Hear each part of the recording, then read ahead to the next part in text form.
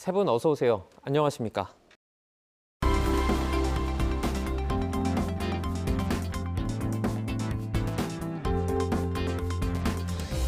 뉴스 리뷰와이 시작해봅니다. 먼저 김은정 시청자 평가원이 가져오신 오늘의 주제부터 들어봅니다. 최근 중국과 일본에서 규모 6.9의 지진이 발생했습니다. 또 미국 팰리세이드에서 시작된 산불은 LA 역사상 가장 파괴적인 자연재해라 할 만큼 큰 피해를 남겼습니다.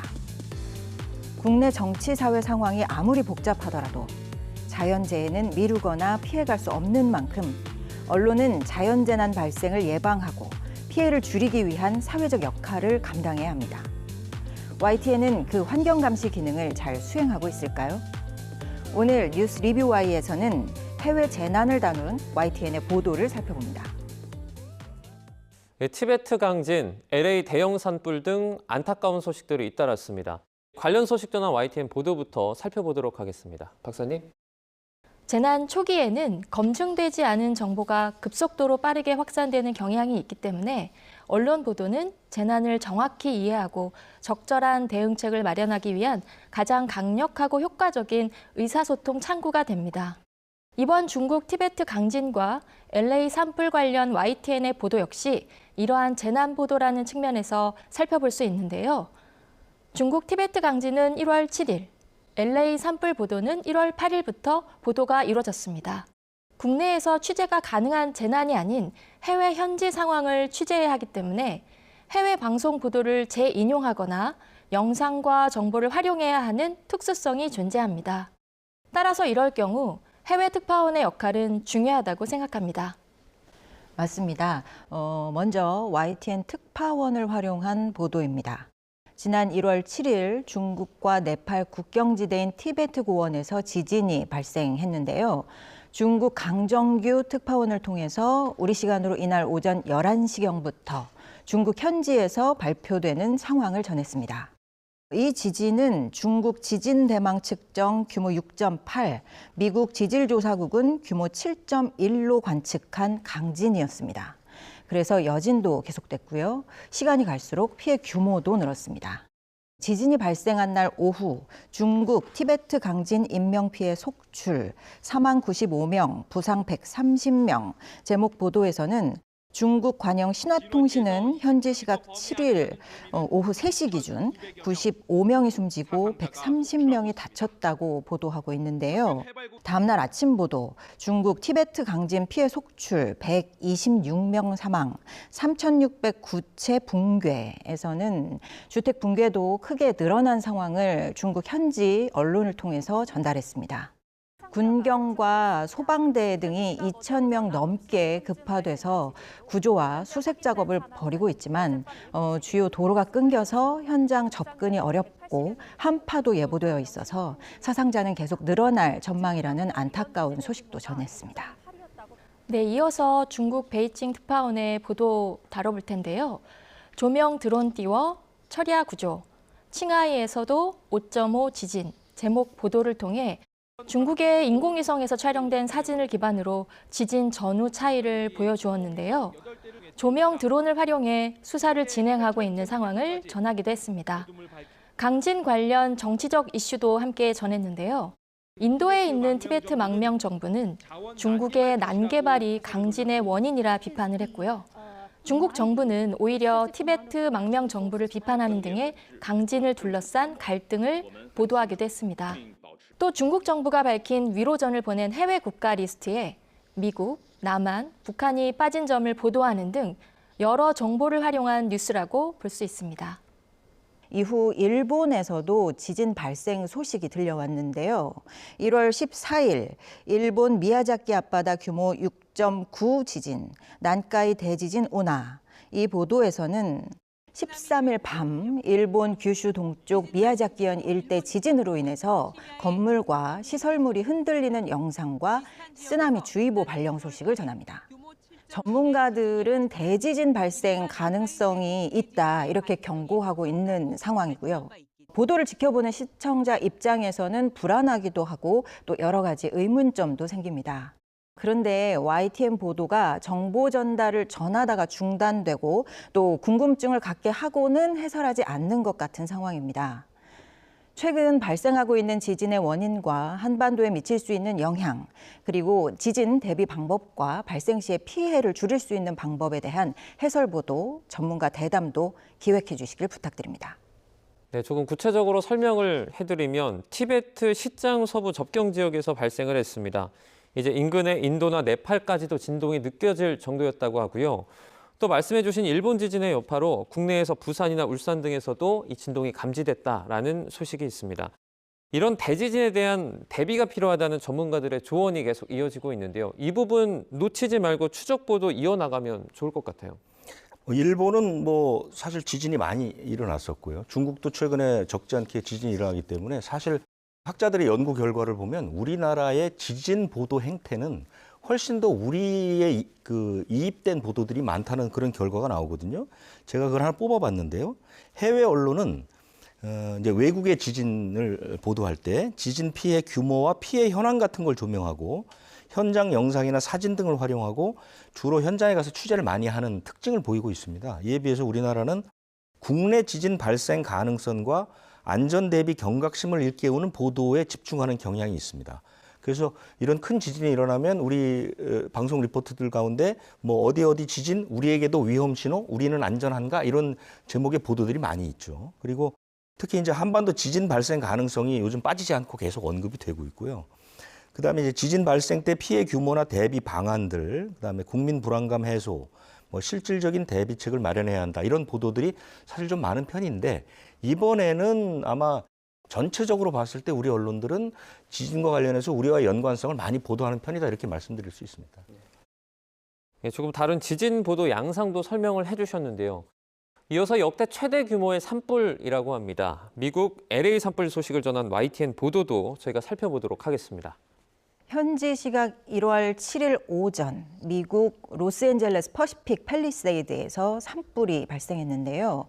이 산불은 거센 바람을 타고 멈추지 않고 확산했습니다. 1월 8일 미국 LA 부촌 퍼시픽 팰리세이드 산불, 강풍의 급속 확산, 이 보도에서는 산불 발생과 확산 소식을 전하고 있습니다. 이어지는 보도에서도 피해 상황을 전하고 있습니다. 1월 10일 LA 산불로 폭탄 맞은 듯 초토화, 18만 명 대피령, 이 보도에서는 미국 뉴욕에 있는 특파원이 현지 상황을 자세히 전하고 있습니다.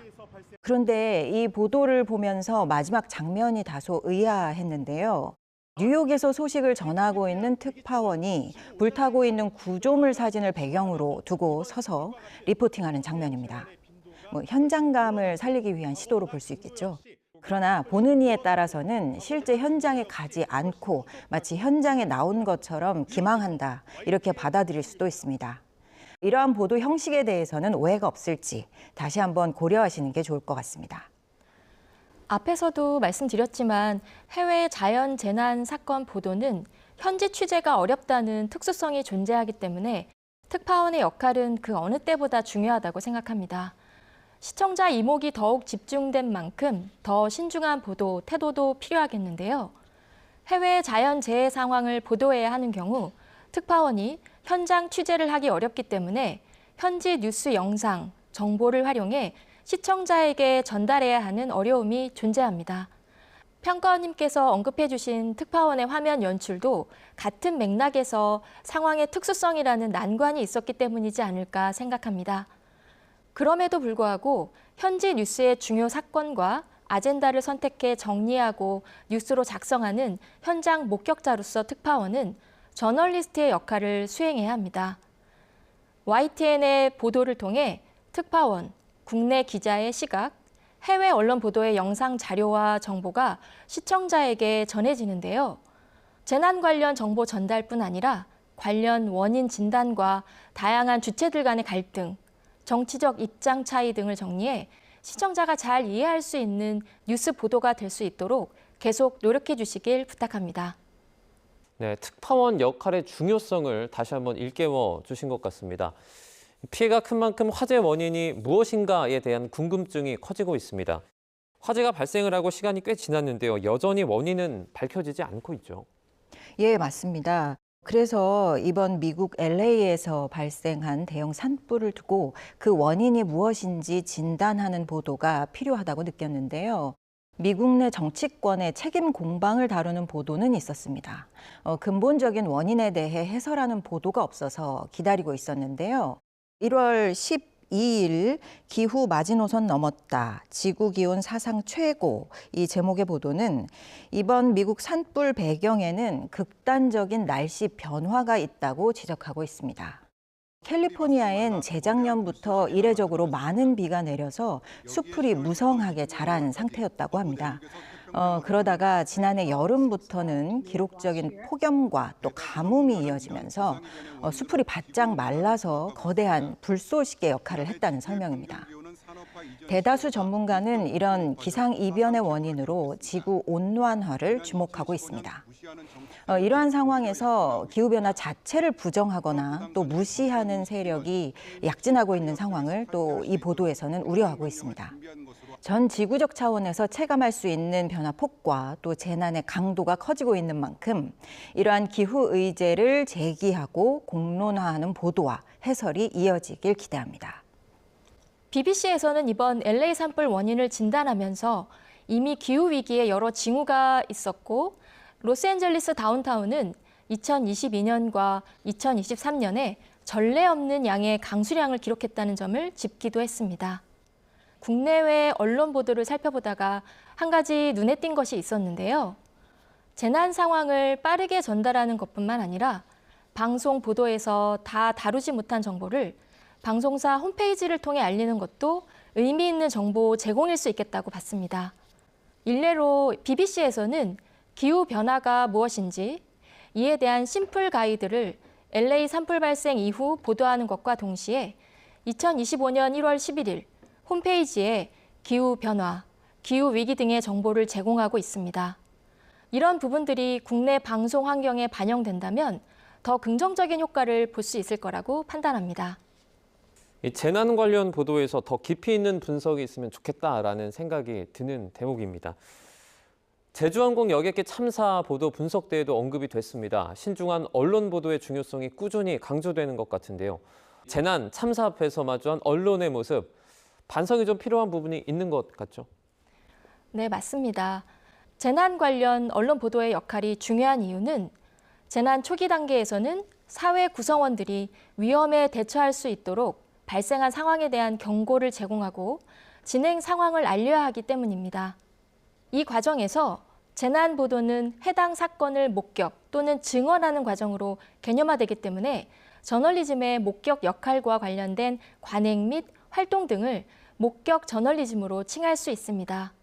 목격은 저널리즘의 핵심 용어로 저널리즘의 신뢰성과 진정성을 입증하는 증거 역할을 하기 때문에 설명되는 개념입니다. 또한 저널리스트는 현장에 존재하는 목격자 역할을 수행해 보도의 권위를 높인다고 평가됩니다. 재난 상황에서도 미디어는 목격을 우선해 다른 이들의 고통과 상실의 경험을 재구성하여 전달해주는 소통의 역할을 수행하여 왔다고 할 수 있습니다. 여러 사회적 참사와 재난을 겪고 또 재난 보도와 시행착오를 거듭하면서 언론인과 학자, 정신건강 전문의가 광범위하게 논의하여 완성한 트라우마 예방을 위한 재난 보도 가이드라인이 마련되었습니다. 여기는 취재 현장에 나가는 기자와 심리적 어려움을 겪고 있는 언론인을 위한 트라우마 예방을 위한 포켓 가이드도 있습니다. 저는 여기서 트라우마 감수성이라는 표현이 특히 눈에 띄었습니다. 앞서 박사님이 말씀해 주신 것처럼 목격 저널리즘의 연장선상에서 보면 사실 재난 상황에서는 직접적인 피해 당사자들도 트라우마를 겪지만 재난 상황을 목격하고 또 보도하는 그리고 또 그 보도 결과로 인해서 비난받는 기자들도 트라우마를 갖게 됩니다. 가이드라인은 준비와 취재, 보도 이렇게 3단계로 나누어서 구체적인 가이드라인을 제시하고 있는데요. 언론사 차원에서는 연간 1회 이상 교육하도록 권장하고 있습니다. 제가 간혹 현업에 계시는 기자분들을 만나 뵈면 이러한 가이드라인과 보도 준칙들이 있는지도 잘 모르는 분들이 많이 계세요. YTN에서는 이러한 교육과 실천이 어떻게 이루어지고 있는지 궁금합니다. 우리 언론사는 아직 이런 교육들이 체계적으로 이루어지지는 않고 있고요. 이와 관련해서 그 국제 트라우마를 치료하기 위한 국제 단체의 전문가가 피해자나 유족, 언론이 트라우마를 함께 치료하기 위한 재난보도 주의점이라는 것을 내놔서 제가 좀 눈에 띄어서 소개를 해드리려고 하는데요. 첫 번째는 사실의 정확한 판단입니다. 두 번째는 인터뷰 대상자의 동의를 얻어라. 인터뷰의 시점이나 주제 공개 범위에서 대상자에게 최대한 많은 권한을 주고 통제권을 주는 것이 좋다. 그렇게 되면 인터뷰를 하는 사람이 그로 인해서 트라우마 치료에 도움을 받는다는 얘기가 되는 것이고요. 또 하나는 좀 눈에 띄는 것이 우리가 보통 그 참사 현장에 가서 유족들을 만나면 얼마나 슬프십니까? 이렇게 물어보고 인터뷰를 시작하는 경우가 많은데 이런 가정을 하지 말라는 겁니다. 왜냐하면 같은 경험을 하더라도 서로가 느끼는 부분이 다르기 때문에 이렇게 상대방의 상태를 가정하고 질문하는 것은 트라우마 치료에 도움이 안 된다는 것이고요. 또 하나는 왜 기자들이 이렇게 유족들을 인터뷰하면서 자극하느냐 이런 지적들이 많았는데 그럼에도 불구하고 피해자나 유족에게 말을 걸어라라고 권고를 하고 있거든요. 그런 이유는 뭐냐면 어느 누군가는 이야기를 하고 싶은 사람이 있다는 것이죠. 그러니까 그 사람의 입장에서 그 사람의 시각을 대변해주기 위한 인터뷰를 하게 되면 그것은 그 피해자나 유족들에게 트라우마를 치료하는 기회를 제공할 수 있다는 것이죠. 그러니까 이런 지적들도 좀 참고할 필요가 있다 이렇게 생각합니다. 말씀해 주신 부분을 포함해서 어느 때보다 이 보도 준칙이 강조되고 있습니다. 신중한 보도가 당부되는 만큼 적극적인 노력과 또 조치가 필요한 실정인데요. 어떻게 보셨죠? 언론의 관행과 문제점들이 개선되기 위한 적극적인 행동이 필요한 때라는 생각이 듭니다. BBC의 경우에는 편집 가이드라인을 제정하고 그 중에 전쟁, 테러, 비상 상황과 같은 재난에 대한 섹션을 따로 두어서 구체적인 보도 준칙을 제시하고 있습니다.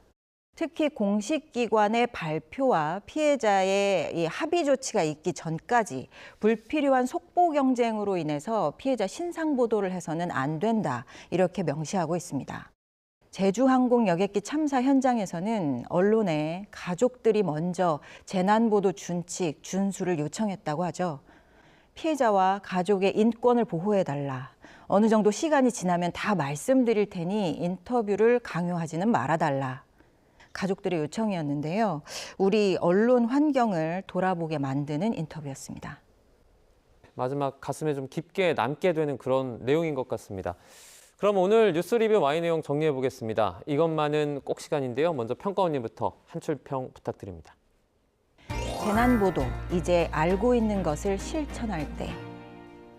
다양한 경험을 통해 우리 사회 구성원은 모두 재난 상황에서 언론이 담당해야 할 역할과 지속해서는 안 될 관행에 대해서 알고 있습니다. 오랜 시간 성장통을 겪으며 시민들도 언론인들도 내면화한 교훈을 이제는 실천할 때입니다. 언론인과 시민, 각계 전문가가 함께 참여해서 만든 자율규정, 재난보도 현장에서 최고의 교과서이자 가이드라인이 될 것이라 믿습니다. YTN이 한 발 앞서 공론화하고 적극적으로 실천해 주시길 바랍니다. 네, 이어서 이종임 박사님의 한 줄 평도 들어보겠습니다. 기후변화 원인과 대안까지 다루는 후속 보도로 이어지길.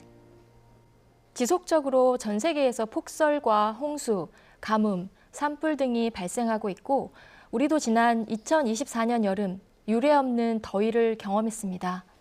기후위기 극복을 위한 일상생활 속 실천 방법을 고민하는 시민들이 늘어나는 것 역시 기후위기의 심각성을 인지하고 있기 때문일 것입니다. 그리고 기후위기 극복을 위한 시민들의 실천과 요구에 부합하는 재난 상황의 목격자로서 저널리스트와 미디어의 역할은 매우 중요합니다. 온난화로 발생하고 있는 전 세계 자연 재난에 대한 취재뿐 아니라 기후변화의 원인 분석과 대안을 모색하는 YTN의 후속 보도도 이어졌으면 합니다. 뉴스 리뷰 Y 순서는 여기서 마치도록 하겠습니다. 세 분 오늘 말씀 잘 들었습니다. 고맙습니다.